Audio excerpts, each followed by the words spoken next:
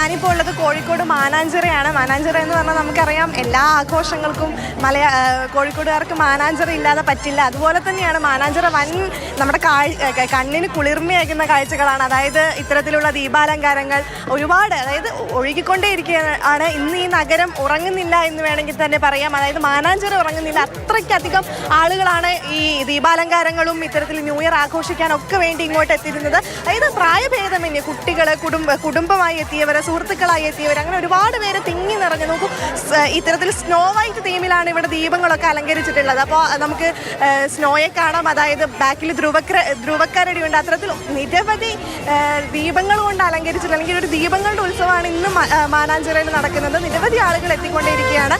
നമുക്ക് ചേച്ചി hi, happy new year. Happy new year. Happy new year. Happy new year. എന്താ പെട്ടെന്ന് മാനാഞ്ചിറയിൽ new year ആഘോഷിക്കുന്നുണ്ട് വന്നതാണോ? അതെ അതെ, ഞങ്ങൾ വരാറുണ്ട്.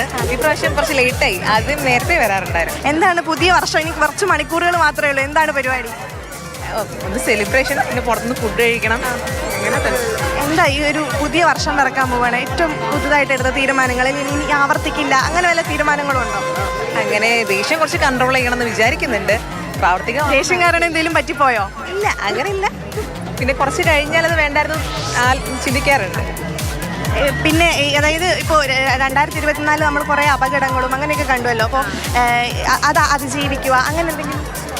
അത് ഈശ്വരനോട് പ്രാർത്ഥിക്കാം, അങ്ങനത്തെ ഒന്നും ഇനി സംഭവിക്കാതിരിക്കട്ടെ എന്ന് പ്രാർത്ഥിക്കാം. പിന്നെ എല്ലാവരും അതിനെപ്പറ്റി ഒന്ന് കെയർ ചെയ്യണം. ഒരു അവയർനെസ് എല്ലാവർക്കും അതിനെപ്പറ്റി ആവശ്യമാണ്. Okay, happy new year. അപ്പോൾ ഇത്തരത്തിൽ നിരവധി പേർ വന്നുകൊണ്ടേയിരിക്കുകയാണ്. അഖില, ഒരു കാര്യം, അവര് എന്തായാലും ഇങ്ങനെ ക്യാമറയ്ക്ക് മുന്നിൽ എല്ലാവരും നമ്മൾ അങ്ങനെ ചെയ്യണം ഇങ്ങനെ ചെയ്യണം എന്നൊക്കെ പറയാൻ ശ്രമിക്കുന്നതിനിടയിലാണ് ദേഷ്യം കുറച്ച് കൂടുതലാണ്. അതൊന്ന് കുറയ്ക്കാൻ ശ്രമിക്കണമെന്ന് വളരെ സത്യസന്ധമായി പറഞ്ഞു. എനിക്ക് തോന്നുന്നു പലരുടെയും ഉള്ള പ്രശ്നം ദേഷ്യം കൂടുതൽ, അല്ലെങ്കിൽ എടുത്തിയാട്ടം കൂടുതൽ, അല്ലെങ്കിൽ അനാവശ്യമായി എന്തിനും തൊട്ടേനും പിടിച്ചതിനും ഒക്കെ കരയുന്ന സ്വഭാവം, അല്ലെങ്കിൽ കാര്യങ്ങളെ ഗൗരവത്തോടെ എടുക്കാത്ത, അങ്ങനെ പല സ്വഭാവങ്ങളുണ്ടാവും. അപ്പോൾ ദേഷ്യം കുറയ്ക്കാൻ ആ ചേച്ചിക്ക് കഴിയട്ടെ എന്ന് നമുക്ക് ആശംസിക്കാം. അഖിലടുത്തൊരു കാര്യം ചോദിച്ചോട്ടെ, റെസൊല്യൂഷൻ എന്തെങ്കിലും ഉണ്ടോ പുതിയ വർഷം തുടങ്ങുമ്പോൾ? അഖിലേക്ക് ദേഷ്യം ഉണ്ടോ? ദേഷ്യമല്ല, സ്വാഭാവികമായിട്ടും നമ്മൾ എല്ലാ കൊല്ലവും ഓരോ റെസൊല്യൂഷൻസ് എടുക്കും. ഒരു ഫെബ്രുവരി മാസം, അല്ലെങ്കിൽ മാക്സിമം അത് ഫോളോ ചെയ്യാൻ പറ്റുന്നത് 2 മാസമാണ്. അതിനപ്പുറത്തേക്ക് ഇതുവരെ പറ്റിയിട്ടില്ല. അതുകൊണ്ട് റെസൊല്യൂഷൻസ് ഒന്നും ഇല്ല, ഇങ്ങനെയൊക്കെ പോയാൽ മതി.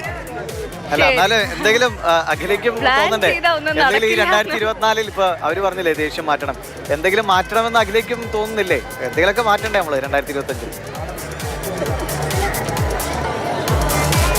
ഇല്ല ദിവിഷ്, ഞാൻ വലിയ കുഴപ്പമില്ലാത്തൊരു സ്ത്രീയാണ്. അതുകൊണ്ട് എനിക്ക് മാറ്റാനായിട്ട് എനിക്കൊന്നും ഇല്ലെന്നാണ് എനിക്ക് തോന്നുന്നത്. ശരി അഖില.